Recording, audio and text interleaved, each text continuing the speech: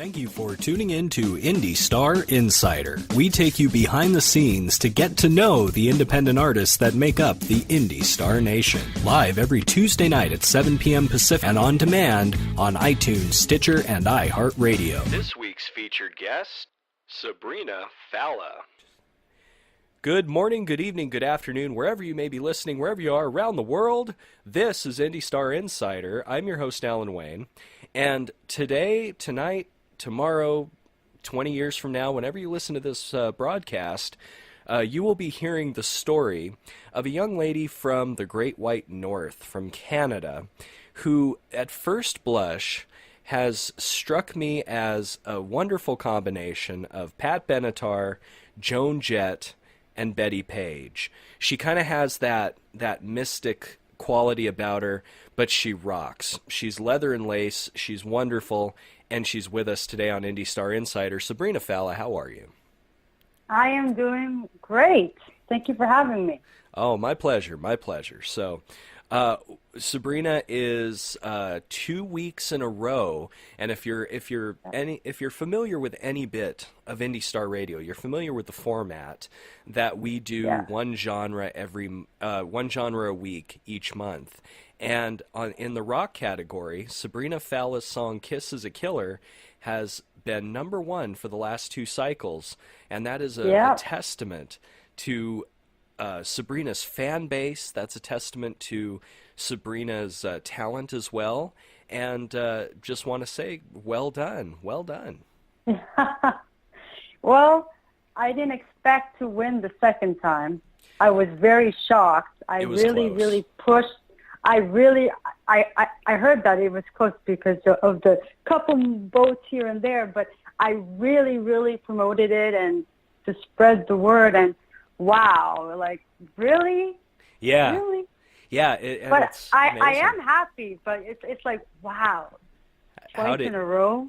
Yeah, well, I mean, a lot of the Indie Star Insider Countdown, it's fan participation, and it really is about how the artist proclaims that there is a countdown. I mean, I'd say out of the 80 or 90 artists each week who are on the countdown, even though I send them messages and I put it out, they're like, I'm on a countdown, and I'm like, palm to forehead. I'm like, yes, you are. Aww. Check your socials. But you know what? It's growing, and it's just going to take time to become a part of everything. But you've been number one the last 2 cycles, and that's wonderful. And I got to say, you're a great representative for our station. Really, just your whole vibe is incredible. Tell us a little bit. We talked about it off air just a touch. What your influences were growing up. You said you've always been very musical. When you were a baby, you were humming songs, so you were born with music. But tell us a little bit about what you used to listen to as a kid that made you want to be a rock star. A rock star. Okay, well, you won't believe this, but I used to listen at the very beginning. I used to listen to Michelle Branch. Oh, yeah, Michelle Branch. Yeah, Michelle Branch. I heard, I don't know how I found out about her, but I was like a Michelle Branch fan. Like every day was Michelle Branch, and I was just singing her songs just to because I didn't have like vocal technique, so I was just singing her songs, having fun. But then I heard Avril Lavigne, and then Simple Plan, and then I found out about Bon Jovi, and then my cousin decided to introduce me to Green Day, which is my main influence, and and then when I heard the American Idiot, I'm like, oh, that's it. You're not talking about me, are you? When the American Idiot, you're not talking about me, are you? No. Oh, the album. Idiot. I'm sorry, the album, the musical, yes. American Idiot album by Green Day with what's her name and American Idiots on it. Oh, and Holiday, the hit. Oh, and I'm like, that's the style of music I wanted to do. That album has influenced me a lot. Nice. Now, going into Green Day, because I've been a fan of Green Day since Kerplunk. I mean, way back in the day, when they Oh, were. have you heard their album before that? Uh, Happy I Hour? I did not hear Happy Hour. I started with Kerplunk because I kind of started late on Green Day, like with everybody else, like with Basket Case and Yeah. Longview. They started playing Longview on K Rock pretty heavy, and Oh, that's when I heard them at first, or heard them trippy. at first, and but after that I became a huge fan. But I want to talk about Hmm. American Idiot for a minute. Uh, Okay. the Gosh, there are so many good songs on that album. Holiday's your favorite. What's her name? What's her name? Yeah, Ah, yes, that's that that's the title. What's her yes. name? Oh, I've listened to the album a few times. My recall's a little bit sketchy at times, but yeah, the one of my favorite Green Day tracks is uh, I think it's called 2 Million Light Years Away.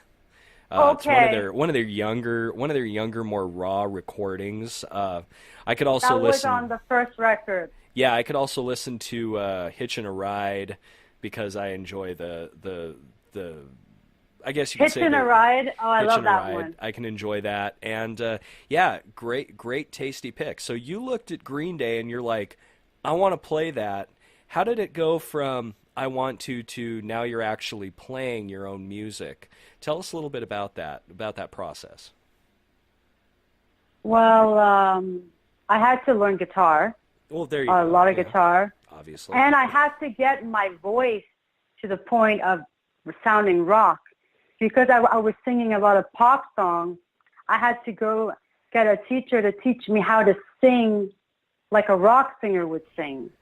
So Really? I would say certain words a different way than a pop singer would say. It's hard to explain because now I've learned it, but I would sing it so softly, and I guess I had to sing it with more attitude and edge.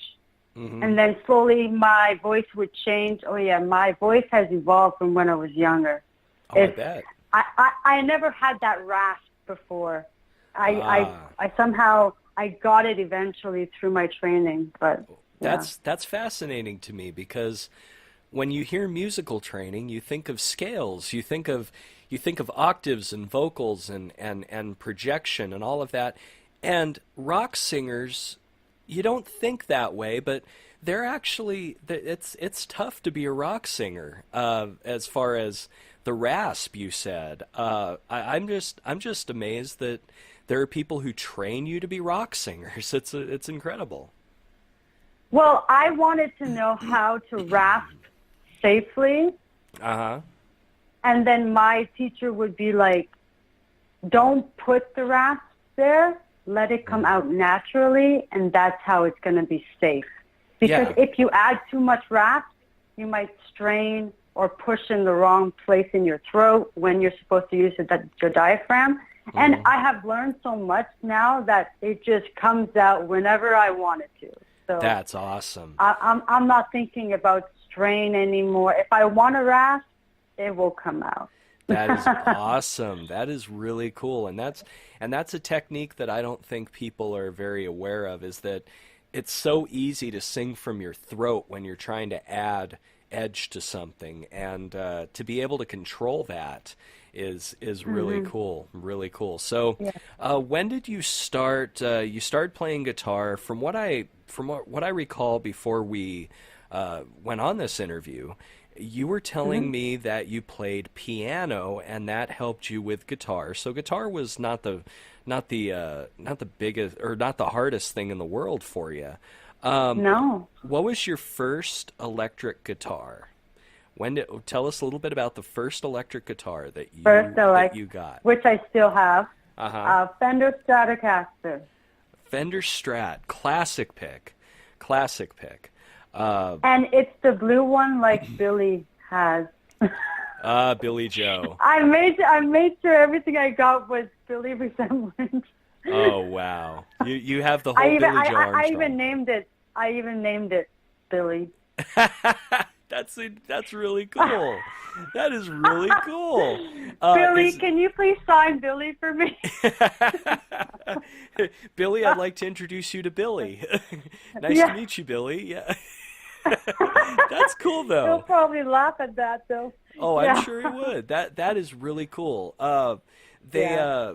is it smaller like because I maybe this is an urban legend, but I think Billy Joe's been playing on a child's guitar. I mean, is it smaller? Is it or it's a full-size Strat? I think it's the same size because I am tiny in height, so it is pretty big on me. I gotcha. I gotcha. Yeah, from what I heard, Billy Joe played the same guitar that he had as a kid for like years. And it was just like a small guitar, but he got so used to it and Yeah. shredded with it that he kept it. That's really fascinating. Have you seen Yeah. Green Day live? Have you had a chance to go out and Yes. see him live? And how Yes. was it? Tell us about the concert experience? Well, I think it was in 2005. It was a long time ago, so I can't remember exactly. But I remember I made a poster for them, but I didn't bring it because it was so big, and I thought everybody would break it in the pit. Because I made sure I got there early in the day, so I was first in front of the gate, Oh, and then wow. they had like a fence thing around, so you can't go to the stage. So I was right like. The fence went up to, or the gate went up to my neck. So I was like a little girl, don't hit me, people. Like I'm so tiny. And actually, people around me were so nice. They were leaving me room because I was like the smallest, Yeah. shortest girl. But Yeah. what happened was I got to meet Mike, the bassist, Mike Dirnt, because yeah. he came. Yeah, throughout the set, he came to the front and gave people pics. And then I told, oh wait, I think I did bring a smaller poster. Yeah, I brought a smaller poster. And then I told Mike, can you tell Billy I love him? He's like, I'll try. Oh, But then- man. But then throughout the show, people were telling me, Billy's looking at you. And I'm like, really? He's looking at the poster, you mean? But he was always coming to our side. And at one point, he sat down, looked at me in front of me, and then he started singing She Oh, from no. Madukmi. And that Oh, was my no. favorite song at that time. Oh, my I'm like, God. no, you didn't. You didn't just do that. Oh, my But God. he didn't grab my hand, Uh-huh. but I was like probably makeup all over my face crying in front of him going, this is like, is he really sitting in front of me singing that song that I am obsessed with at that time? That's incredible. That is But incredible. I know, and then I wanted to tell him, I want to be up there with you, but and then people were around me asking me if I was okay because I was crying so hard. Oh, you're just a But fan. hey, I know, but like Yeah. I was like, but then I was like so obsessed with them that Uh-huh. I cried. Like I'm sure I would cry again, but I didn't expect that. Like, did he really just come in front of me and start singing She? Yeah. Like You that fell was apart. like the best. I don't even think I slept all night because the next day I had school. I think I just stayed up all night. Oh my gosh, you are I will never forget that. I will never forget that. you are a rocker. Not only did you, like, as a young girl, get into the pit, right there, but what a moment. What a moment. Nobody hit me. Nobody went on top of me. They were, even the guards in the front. I even told them, I'm very small. Can you make sure nobody like hits me? Or they said, don't worry, we're here to protect. I'm like, I know, but I mean, like, look at me. Yeah. I can't even go on my tippy toes, like I don't even know if I even grew taller than then. I think I'm still the same height. If you don't mind me asking, since you talked about it, how tall are you? I'm 4'11". 4'11". Well, you know what they say, dynamite comes in small packages. This is a real Yeah. this is an example of that. You are certainly dynamite. And just the courage you have to just, I'm going to see Green Day, I'm going to be in the front, and you know, there's a code in the pit. You don't, if a girl wants to get in on the pit, it's free game. But if she's on the outside or she gets thrown into the pit, you throw her back out, or you make sure that she's protected.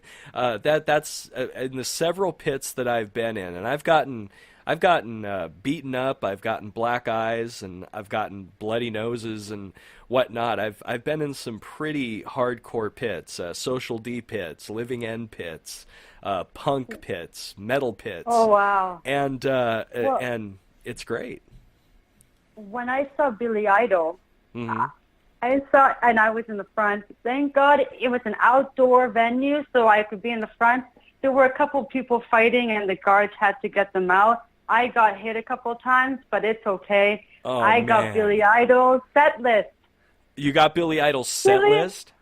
He gave it to me. Oh, wow. And were you like, Yes. was that after you got hit? Like you had a black eye and a broken nose, and you're like, thank you, Billy? It was it was before. It was Okay. before. Okay. But funny thing, I met a friend there, and we're still talking. Uh-huh. But we were trying to get Billy's attention, and guess what? We made him laugh so hard because we were giving him hearts, and he was so happy. He was definitely staring at us during that time. That's We were just awesome. crazy. But oh my God, like I had to see Billy Idol at least once in my life because Yeah. it's Billy Idol. He's amazing, and he played all the songs I wanted him to play, so I was happy. That's rad. That's rad. I got to see Van Halen. Oh, with really? the original lineup, not with Michael Anthony though, but with Wolfgang and Wolfgang, who's Eddie's son, and but I got to see David Lee Roth, and an interesting story about that is that my mother actually dated David Lee Roth for a few months before he was famous, Oh. and Cool. told me all about him and what kind of guy he was, and we'd always joke that he's my dad and all this stuff. So it was like. It was like seeing that man who's been a part of my life. I can relate to what you're saying. It's like there are some artists you just have to see before you die, and for you that sounds like it was Billy Idol. For me it was Van Halen. Just seeing their whole gig and their whole spiel and their whole show was just awesome. So. I've also seen Bon Jovi. Oh, and how was Bon Jovi? And the funny thing about Bon Jovi is when I saw him, he had an injury in his ligament in his leg, and so did I. So when he's there performing, I was in the audience with the same injury. That's really funny. How'd you hurt yourself? I don't even remember. That was long ago. But I remember saying to myself, wait a second, he had the same thing as me, and he was jumping and stuff. He must have had a lot of work on his knee before he went on the stage because, you know, he has people to help him. But when you're on stage, you forget about everything because you're just doing your thing. Oh, I know. And then after, all the pain comes back to you. Yeah, exactly. I know exactly what that's like. He's amazing live. Oh, I bet. There's a reason Bon Jovi's a superstar, and he's working on his next record. Really? Is it a solo? Yeah, I or just is found out. No, with his band. With the band? Okay, that's cool. Yeah. Richie Zambora? No, he's not in the band anymore. Oh, okay. That tells his you. His last record, he didn't have him on it. Oh, I gotcha. Okay, well. But I don't know the whole story, but he found somebody else, and he's happy, and the song sounds great. They sound just as good, actually. They sound like, it doesn't even sound like he's gone. It sounds like he's still in there, you know? Interesting. Well, you know, those things happen over time. Band members get replaced, and those things happen, but let's talk a little bit about you, because you know this is your interview. I mean, I know. Geeked out. I just wanted to tell you all the bands I have seen, then I'm so happy I've seen them. So yeah, Hey, that's awesome, and I love hearing about it because these are your influences. These are the people that influence you to do what you do now. definitely. When did you start performing? Did you start performing first or start recording? Did you do any bar gigs or anything? And how was that? Did you have a band back you up? Were you acoustic? How did you start out in performing? Okay, so how I started out and saying I want to do this. When I was 14, I won my first competition. So I sang One Day by Simple Plan, which I thanked them that I won because that song helped me win. I So gotcha. after I sang that song, I got first place, and I still have my little trophy in the basement somewhere. That's cool. But That's cool. after that, they actually 2 hours before I went on stage, I cried. I cried. I was nervous. I'm like, I can't do this. Or I was 14. I was a kid, baby. Oh yeah. Anyway, so then my parents told me, if you don't go on that stage and you don't do it, tomorrow you're going to regret it and you won't be able to get back on that stage. And then I'm That's like, right. that's true. That's very true because once you don't do it, you probably, and then it just wrecks your whole cycle. It That's wrecks right. everything. Yeah. So then I said, okay, I'm going to go out there and do my best.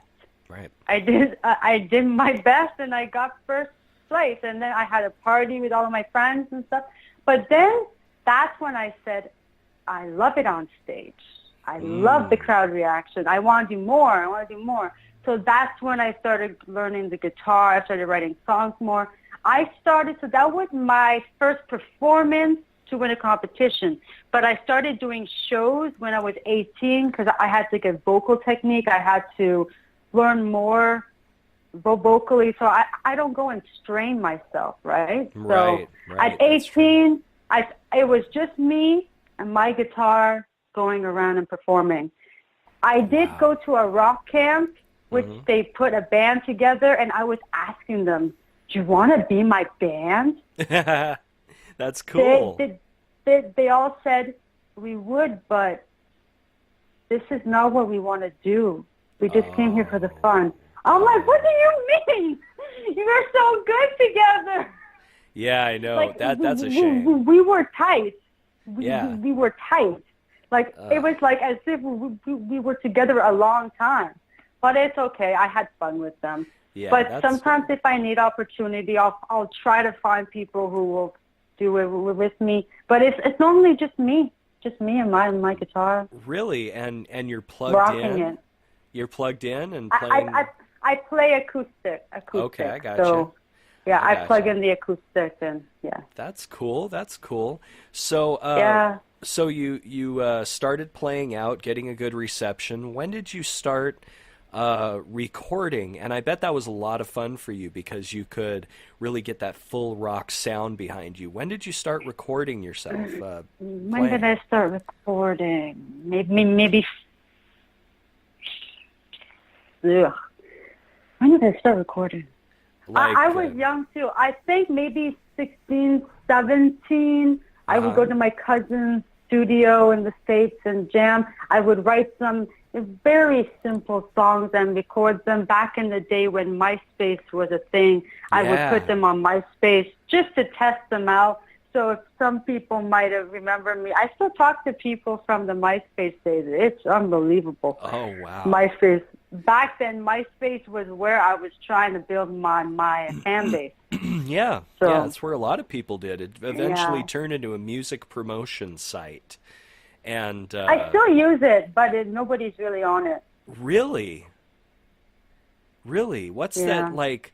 Like, have you gotten anybody who's contacted you through MySpace recently, or no? No. Wow. But if I have, I just use it because it's social media, and if somebody sees something, I don't know. I just don't stop using it because it's not as famous. Because Right. you never know. People might still see something. You never know who's watching. And MySpace, last I checked, was more for artists to get their music out there. Exactly the reason that it still exists. in a way. But yeah, it's been a long time since MySpace was huge. Long time. There used to be more on MySpace, but it's more just uploading your music, posting some stuff in the feed, and posting pictures. You can't put your performance dates or chat with people on the page like you used to. It's completely has changed. But if you can still post some music, why not? Exactly. And actually, recently I've seen some of my songs go up. So people are still listening to it on MySpace. That's great. Somehow. That's Yeah, great. but nobody is talking to me. But obviously, people still search it online, and my MySpace comes up somewhere. That's really cool. That is really cool. And I think eventually MySpace will become something different than it was before. But yeah, it's not as large, but it's going to get probably more popularity. I have a MySpace page for Indie Star Radio. I just put it up there for no reason. I just That's awesome! I should follow you. Yeah, you'd be my only follower. You'd be my first one. I'm sure you could still follow people on MySpace, though. Yeah, exactly. And I'm gonna look for that. Yeah, please do. I hope it's still up there. I just placed it up there last year, and I thought, well, we'll see what happens. Oh, really? Yeah. Wow, awesome. So you started recording the last track. Well, the first track that I see in your when I look at your website, I see something from 2012. Was that your first release? That was my first professional iTunes release, yeah. How was that? How was it recording that and having a backing band and all that stuff? How did it? I recorded that album in England. What? With producer Stuart Epps, who worked with Elton John, Oasis. I don't know what's that other band. Led Zeppelin. Now there's a story. How'd you get so lucky to go to England to record your first album? Well, when I was in college doing the music production program, which is now a different name, they changed it. But I was in a producer's class, and in your producer's class, you get to talk to different producers in the industry through a phone call or through Skype video call. And being me, I was in the front row, and I was very, very shy back then, like so shy I would hide myself from people. I am finally not that shy anymore. But I don't know how he noticed me in the front row. And the steward was asking, like, who plays an instrument? I would raise my hand. Who writes songs? I would raise my hand. But somehow he focused on me.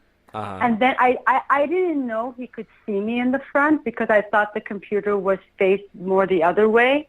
So because I was on the right side, I didn't know he was facing me. So, and then he asked my teacher in front of 40 people in the class, okay? Could I talk to the girl in the front row? Wow. I'm like, what the... And you know me, right? Being young and shy and not, I'm in front of all those people going, oh no, this is not going to be good. Oh boy.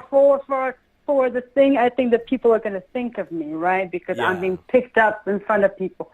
And then he just wanted to know more about me, if I had a demo, if I was doing a lot.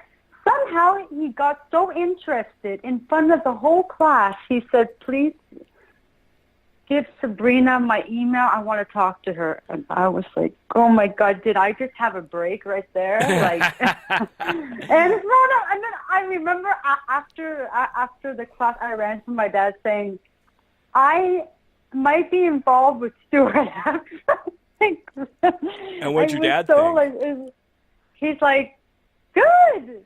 But it took me a year to work with him because he wanted to hear the stuff I have done, talk to me, get to know me, have me write more songs. Yeah. But oh my God, that was like the first break. And I was like, okay, finally, now I know somebody in the industry, you know? Finally, you were young. Some people do years.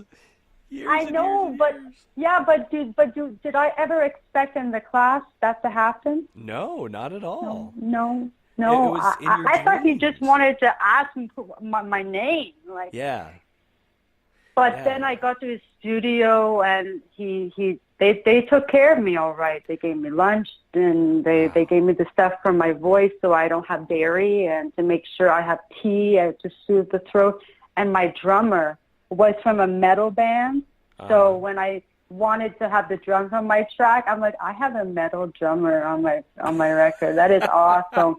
But he told me I'm not going to play like in a metal band, but I can give you that punch. I'm like, no.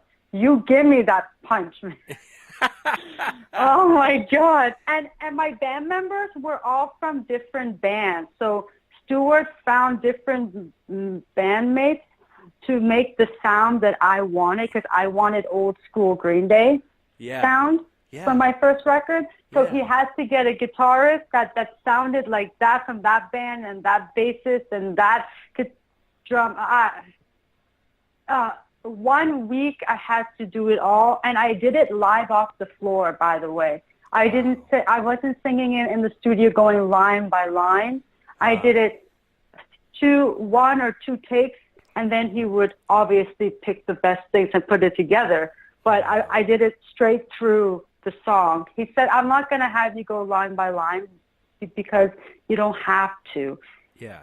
I knew the song so well that he just said, sing it as if you're live, and that's how we're going to, pretty much on that record, I sound live the same. So he wanted it to sound raw. And at that time, nobody was putting the auto-tune and stuff in the music like you do now. Yeah. So I was so happy I sounded raw.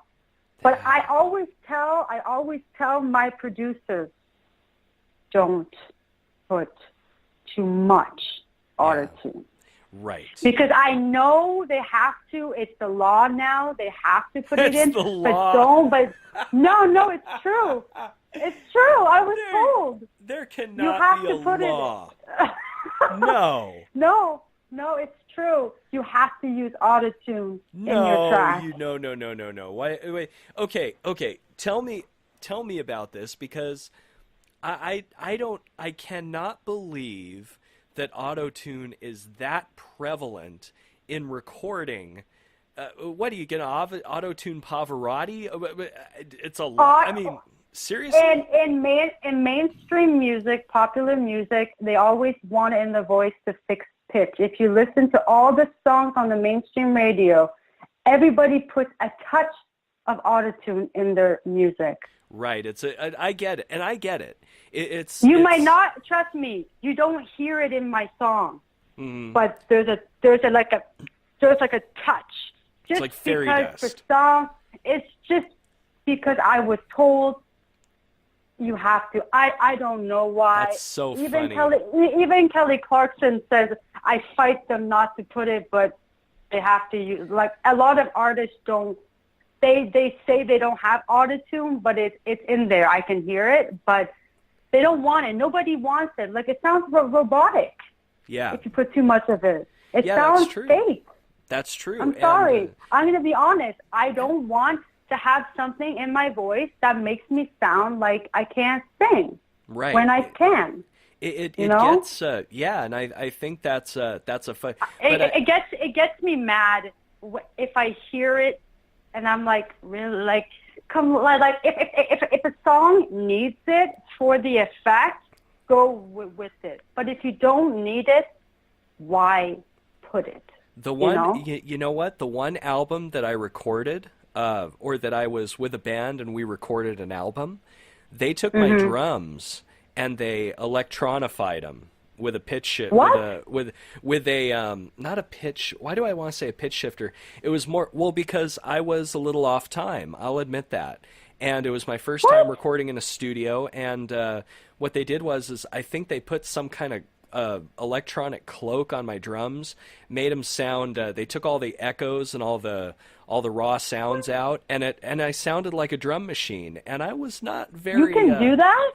You can, I believe. If you have the drums mic'd a certain way, you can certainly move the pitch over, and it takes a lot of work. But yeah, if I was like, even an eighth of a step off, that was a lot of work for the producer to work with. But yeah, when I heard it, I had that same feeling Wow. of, wow, they electronified my drums. And this was back in 2004. So this is a long time Wow. ago.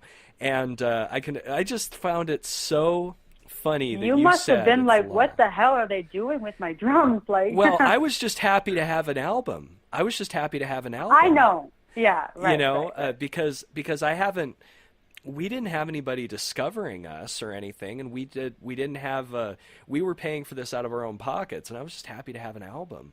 But Yeah. yeah, yeah, I just thought it was a really funny turn of phrase that you said it's the law to use autotune. I'm just picturing signs, saying Well, you maybe it's must. not the law, but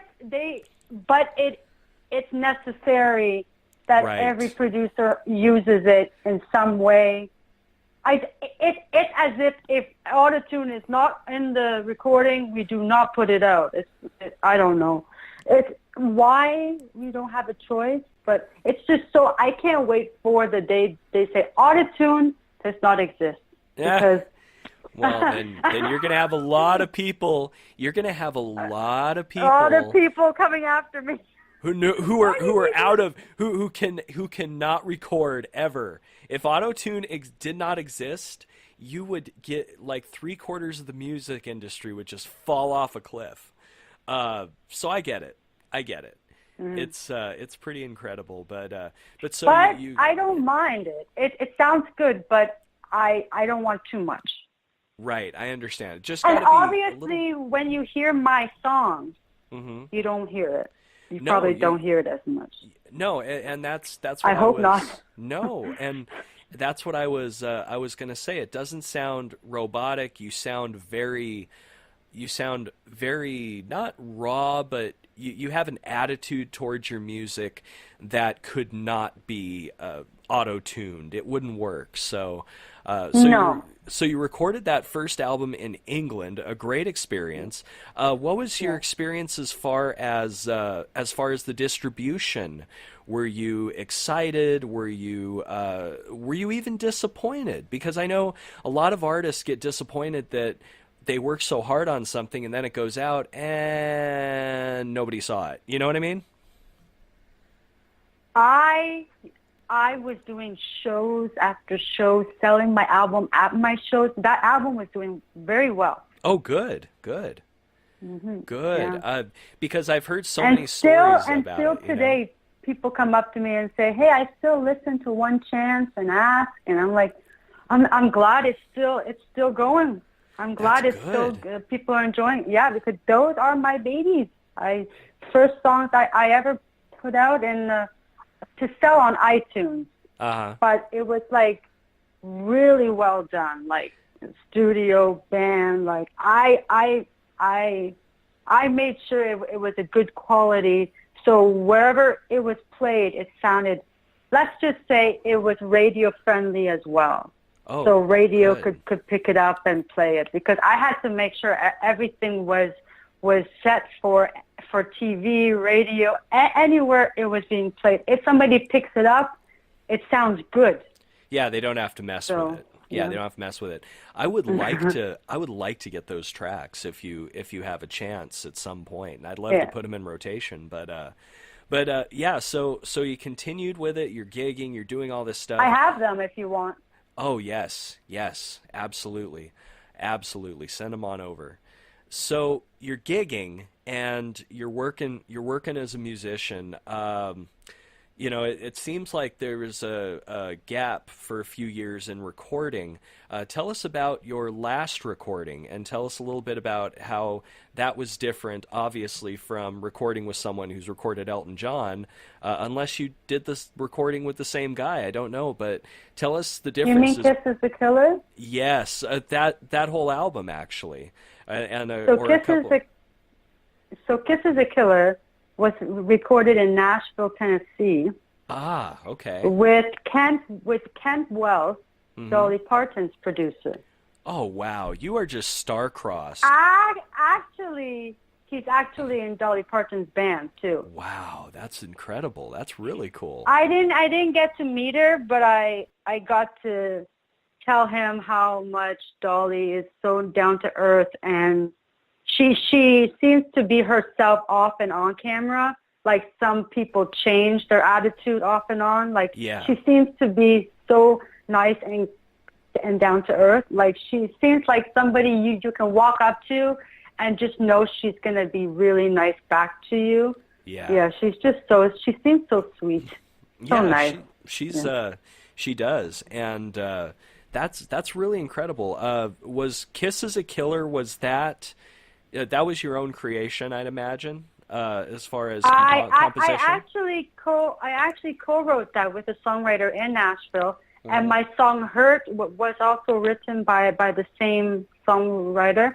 I have to give the credit to Bill because he wrote it. He thought of the idea and gave it to me.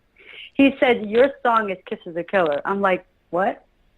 Kiss is a Killer? At first, I didn't understand what that was about, right? Yeah, Kiss is a killer. Whose Kiss is a killer? So, and then we thought of the idea, but oh my God. I told him just the way it sounds. I'm like, that's going to be the single, right? And the name of the album, because nothing beats that title. That's right. Like, that title was so good. And to this day, I still thank him for, he's like, it sounds so Aerosmith, rock and roll. I'm like, Aerosmith? Yeah, probably Aerosmith might sing that song too. Well, when I hear it, I hear Pat Benatar, I hear Joan Jett, Badass Women of Rock. That's what I hear. I hear the attitude with it, and it's like something you would hear from Joan Jett coming out. Yeah. Joan Jett, definitely. Yeah. I would love to see her sing it. Oh, see what twist she would put onto it. Yeah, that'd be cool. Oh, it would be, and that's who I think you line up with a lot. Joan Jett, as far as the attitude, as far as the presentation of the music. Did you write the lyrics for Kiss is a Killer, or was that written by Bill? What's his last name, by the way? I think it's DeLuigi. Bill DeLuigi, okay. Did he write the lyrics as well, or? We were writing the music and the lyrics together, so it's a 50-50. Okay. But he brought the song title, and then he said, Sabrina, now I want you to think of the idea. He made all the songwriters I was writing with wanted me to think of how the song should be, because they wanted to make sure it was a bit of my creativity in it as well. Not that they bring the song, they write it, they give it to me, and then I'm trying to figure out what I'm singing right now. What does this mean? Exactly. Right? Because they also said you're also here also learning too, because I learned a lot. Yeah. But they do it so much that they're so fast. They write every day 20, 30, 50 songs constantly. I just told them, okay, here it is. Let's think of Grease, leather jackets, bad boy looks, thinking they can get all the girls, and the guy gives the best kisses, right? Yeah. So I was just thinking about Grease, you know? Yeah. So, and then he put that theme in the song. Yeah, and it really comes through, and it's a really good song, and it really, I think, presents the idea that you're looking to put forward, and that is so hard sometimes, to get the perfect creative vision for what you want, and to actually see it fleshed out, and to have it alive, basically, and that is so cool that you were able to do that. So you recorded the first album in London, second album in Nashville. What was Nashville like for you? Did you visit there beforehand? Before? No, but it's called like the Music City. You go downtown Nashville, every bar is like so close to each other. No, because in between my recording, I went to visit to have at least to see the place while I'm there, right? Yeah. Oh, it's so beautiful. Beautiful. That's awesome. Oh, that is awesome. But I went to the bars, and every bar there were different singers singing different styles. And then there was one bar, a girl was singing Zombie, by the Nice. Cranberries. I'm like, Nice. I'm going to sit here and see how she does it because this is awesome. Yeah. I heard yeah. some, because everybody was singing different. See, Nashville is known for country, and now they're singing everything now. Mhm. So hearing some rock in Nashville, I was like, wow, this is home for me, like. This is what I want to hear. But I love country. It's just I didn't expect to hear a rock band Understandable. downtown Nashville, Understandable. But it was, and everybody's so nuts, and it's so crowded at night. Oh yeah. Everybody, yeah, a lot of people. everybody's out. Everybody's out, and they're trying to get a name. Yeah, And that's true. and then I saw many places Taylor Swift posters and stuff because she's from Nashville. Uh-huh. She was living in Nashville, I guess, for a long time. I think she moved to Nashville to get a name for herself. Well, yeah, and I think that's where Big Machine found her, and the rest is history. Yeah, Big Machine Records. Yeah. Yeah, and the rest is history. But yeah, Nashville is so just music is in the blood. Kind of like when you go down to Louisiana, voodoo is in the blood in New Orleans, and you just feel that vibe. Nashville, it's music, and that was a great experience. Could you compare how it was between London and Nashville as far as just recording different producers? Was it easier? Was it more difficult? Was there no real difference? Well, I can add a bit more to that. When I was in England, I couldn't visit anywhere because I was in the hotel studio, in the hotel studio, in the hotel. I had no time to visit. But Nashville, I got to go out and see things while I was recording. Mm-hmm. But studio experiences,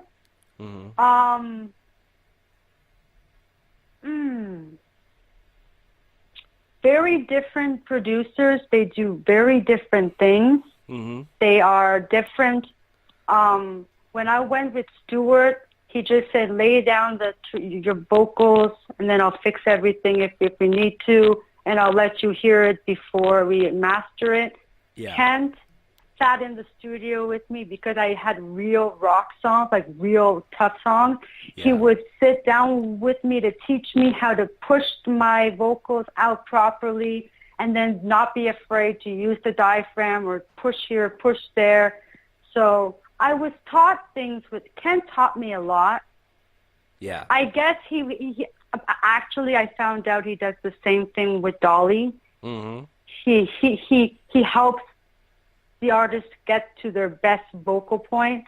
So Yes. when they sing, it's exactly what he wants to hear. Yeah. But it was fun. The last day with Kent, he had some pizza left over. He gave me a whole box of pizza. I'm like, oh, I get to try Nashville pizza. No, because it tasted so different from pizza here in Ottawa. I'm like, this is so, because I couldn't touch dairy till after I was done because the dairy is not good. They say don't have it, but I am strictly not going to have it. But I was so happy. I finally had ice cream and everything afterwards. I was celebrating. I killed myself afterwards. But I would say all the experiences I've had with producers were great. And I've learned a lot from all of them. That's wonderful. So what's next for you? Are you still playing local shows? Are you thinking about writing some new material, or what's next for you? Yes, but I do have an announcement to make. Ooh. Yes. I'm now with a label, actually. What? You're with a label? Yeah. Oh, wow. I just got with a label in this January. And wow. Yeah. Wow. Does that mean I can't play you anymore? No. They actually want you to play me. Oh, and they know that I've been winning on your station, and they love how you're supporting everybody. Oh, good. They say keep going. No, actually, they told me whoever's been playing you, let them keep playing you because we need you to be played. So Wow. I made sure. I told them I can't tell them to stop playing me. Wow, that is No, rad. actually, they still want me to push my stuff to online stations because you guys are actually playing us. Yeah, absolutely. Yeah. Absolutely. And so I had this thing, and you being a Green Day fan, you might know what I'm talking about. You know the song 86? Yes, I love that song. So you know what it's about, right? When a band gets signed, they automatically are they can never play that venue again because they've sold out. Oh, that's what it means? Yeah, there's no return to 86. There's a club up in I didn't know. I thought that was a street. No. It's a club where punk bands would play, and if I'm not mistaken, where punk bands would play, and if you were signed by a label, then you could never play there again. And That's interesting. I always had this idea where what would happen if one of my one of the artists I deal with got signed. I've had Coco Scott's been signed. A couple of these other artists are in production deals right now, and I was thinking, well, I could have like this wall of fame where people get signed, and I would call it my 86, but then I'd have to stop playing them. So I'm glad I get to still play you, and congratulations. No, you can still play me. Thank you. No, you can still. So that means the hype machine is starting. Does that mean you're going to be putting out some new material pretty soon? I'm working on that. Cool. Let's just say I'm in the writing stage right now. That's and I cool. can't promise anything right now because there's lots going on and we're planning to think of things to do this year. But yeah, that is great. Congratulations. And you deserve it. I mean, you really do deserve it. I have been waiting for this day my whole life. So that's awesome. Sabrina, Yeah. I'm so happy for you.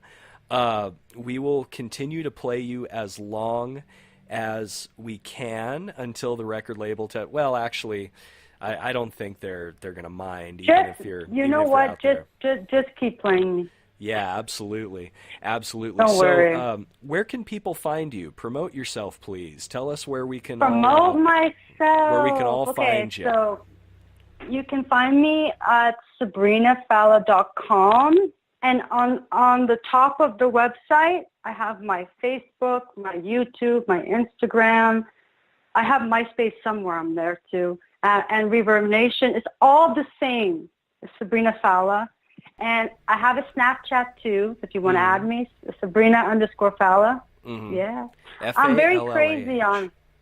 Yeah, I'm very crazy on Snapchat. I like using the filters. Yes. And be silly. I still feel young, so I like to do all this silly stuff. That's cool. You're only as young as you feel, and as you feel. Yeah, and as long as you stay young in heart and soul, you'll always be young. Sabrina Fallah, we're gonna hear "Kiss is a Killer" right now, and give people a chance to hear you. And this has been a lot of fun. Thank you for appearing with us on Indie Star Insider. I really enjoyed this, and I hope you can do it again when I have some new material. Yes, absolutely. We are going to make a point of that. I'll make sure it happens. Good. I'm very happy. Thank you so much. And here's "Kiss is a Killer" from Sabrina Fallah, the newly signed Sabrina Fallah, here on Indie Star Insider.